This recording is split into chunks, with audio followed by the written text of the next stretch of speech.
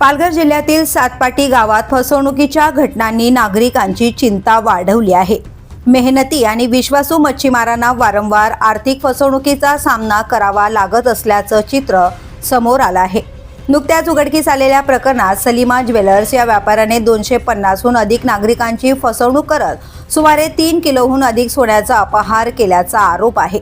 पोलिसांनी आरोपीला अटक केली असली तरी नागरिकांचे सोने परत मिळण्याबाबत अद्याप अनिश्चितता आहे।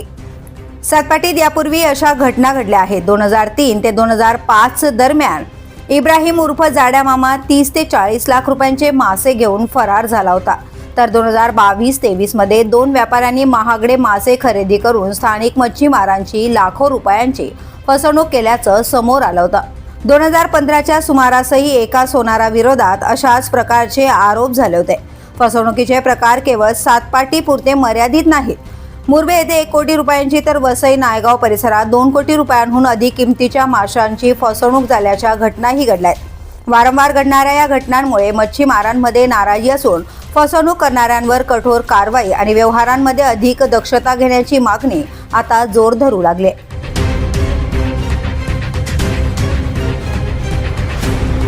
द बोलीस न्यूजसाठी श्रीधर चव्हाण, पालघर।